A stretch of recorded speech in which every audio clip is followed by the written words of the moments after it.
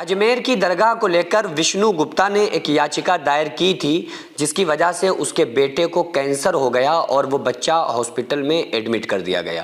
یہ خبر تو آپ نے سوشل میڈیا پر سن ہی لی ہوگی، بہت تیزی کے ساتھ یہ ویڈیو وائرل ہو رہی ہے اور یہ دعویٰ کیا جا رہا ہے کہ خواجہ معین الدین چشتی اجمیری رحمۃ اللہ علیہ کی ایک کرامت ہے کہ جس شخص نے ان کی مزار کو توڑنے کا فیصلہ کیا یا وہاں پر یاچکا دائر کی تو اس وجہ سے خواجہ اجمیری کی یہ کرامت ہوئی کہ ان کے جو گستاخ تھے ان کے اوپر یہ قہر نازل ہوا، اللہ کی طرف سے ان کے اوپر یہ عذاب آیا۔ تو اس طرح کی بہت ساری پوسٹ آپ نے سوشل میڈیا پر وائرل ہوتی ہوئی دیکھی ہوں گی، اور یہ آج ہی ایسا نہیں ہوا ہے بلکہ اس سے پہلے بھی جب بابری مسجد کے ٹوٹنے کے بعد جب وہاں پر مندر کی شروعات ہوئی تھی اس ٹائم بھی آپ نے دیکھا ہوگا کہ وہاں پر بہت ساری ویڈیو وائرل ہوئی کہ جو لوگ وہ بچی ہوئی مسجد کو توڑنے کے لیے آئے تھے تو ان کے جو بلڈوزر اور توڑنے والی مسجد توڑنے کے لیے جو مشینیں آئی تھیں وہ مشینیں بلاک ہو گئیں، وہ مشینیں خراب ہو گئی تھیں۔ تو یہ ویڈیو اس ٹائم بھی بہت تیزی کے ساتھ اس طرح سے وائرل ہوئے تھے۔ تو ہم کیا کرتے ہیں کہ فوراً اس پر کمنٹس بازی کرنا شروع کر دیتے ہیں، اس کی گہرائی سچائی تک نہیں پہنچتے اور ایسا کیوں ہوتا ہے، کب ہوتا ہے، اس کے ہونے کی وجہ کیا ہوتی ہے، یہ ہم بات کو نہیں سمجھتے ہیں۔ دیکھیں آقا علیہ الصلوۃ والسلام جب طائف میں دعوت و تبلیغ کے لیے گئے اور ان لوگوں کو سمجھایا کہ میں اللہ کا نبی ہوں، میری بات کو مان لو، تو ان میں سے ایک شخص نے ہمارے نبی صلی اللہ علیہ وآلہ وسلم سے کہا کہ اگر آپ اللہ کے سچے نبی ہیں، اگر آپ کا دعویٰ سچا ہے کہ آپ نبی ہیں تو یہ میں آپ کی طرف ایک پتھر مار رہا ہوں، یہ پتھر مجھے واپس آ کر لگے۔ اور اس شخص نے پتھر مارا لیکن وہ پتھر اس کو واپس آ کر نہیں لگا بلکہ رسول اللہ صلی اللہ علیہ وآلہ وسلم لہو لہان ہو گئے۔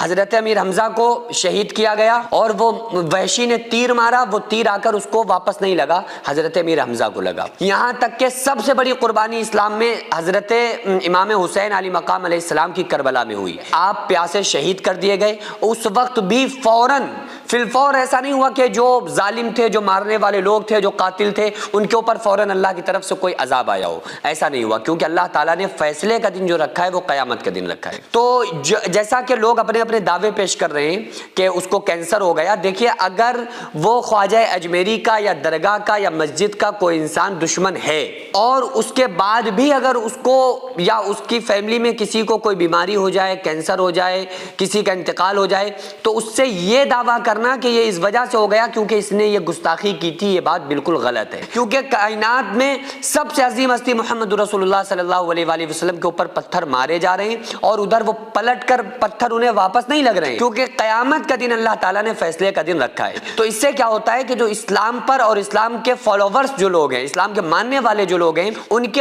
کے اوپر ایک بہت برا اس چیز کا اثر پڑتا ہے۔ بھائی فرق پڑتا ہے نا، اسلام میں ایسا ہے ہی نہیں۔ دیکھیں جب اللہ کے گھر توڑے گئے، مسجدیں توڑی گئی تو اس کے بعد بھی اللہ تعالیٰ نے ایک وقت وہ تھا کہ جب مکہ میں کعبے کو ڈھانے کے لیے ابرہہ بادشاہ آیا تو اللہ تعالیٰ نے ابابیل چڑیا کے ذریعے سے اپنے کعبے کی، اپنے گھر کی حفاظت کر کے دکھائی، لیکن آج اللہ تعالیٰ نے اسباب کی دنیا، اسباب سے اس دنیا کو باندھا ہوا ہے، ہمیں اسباب میں مقید کیا ہوا ہے۔ تو اللہ تبارک و تعالیٰ قیامت کے دن فیصلہ کر دے گا کہ ظالم کون تھا اور ظلم سہنے والے کون لوگ تھے۔ تو پھر کیا ہوتا ہے، پہلے تو ہم لوگ بغیر کسی تحقیق کے دعوے کرتے ہیں، خوشیاں مناتے ہیں، اس کے بعد میں پھر یہی خبر ملتی ہے کہ بھئی یہ نیوز فیک ہے، ایسی کوئی بات نہیں ہوئی، تو پھر ہم لوگ افسوس منانے لگتے ہیں۔ تو میرے بھائی، نہ ہمیں کسی کے دعوے پر خوشی کی ضرورت ہے، نہ ہمیں کسی افسوس کی، ہمیں افسوس صرف اس بات کا ہے کہ اولیاء کرام کے جو خانقاہیں ہیں، جو اللہ کے گھر بیت اللہ مسجدیں ہیں، ان کے طرف اگر کوئی آنکھ اٹھا کے دیکھتا ہے تو بھئی دل کو بڑی تکلیف ہوتی ہے، بڑی پریشانی کا باعث بن جاتی ہے یہ بات کہ بھائی جن سے ہماری آستھائیں جڑی ہوئی ہیں، اگر ان کے اوپر کوئی بات آتی ہے تو پھر ظاہر سی بات ہے کہ مسلمان ان چیزوں کو برداشت نہیں کر پاتا ہے، وہ بہت زیادہ افسردہ ہو جاتا ہے، بہت زیادہ وہ پریشان ہو جاتا ہے۔ لیکن یاد رکھیں کہ یہ اس طرح کے جو لوگ دعوے کر رہے ہیں، ایسے دعووں سے بچنا چاہیے، اور اللہ تبارک و تعالیٰ نے جو دن فیصلے کا قیامت کا دن رکھا ہے اس دن کا انتظار کرنا چاہیے تاکہ اللہ تعالیٰ ظالم اور مظلوم میں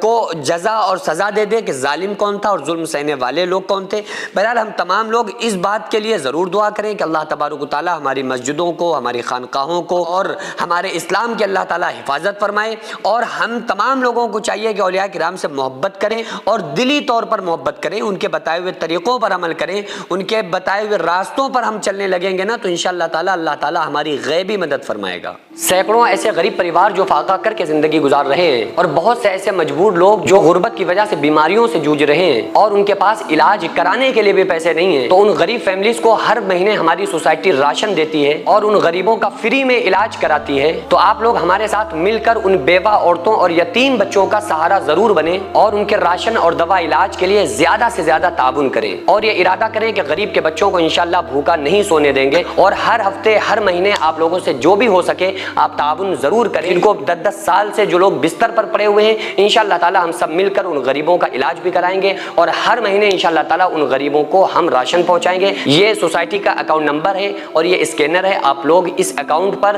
یا اس اسکینر کے ذریعے آپ غریب فیملیز کی ہیلپ کر سکتے ہیں۔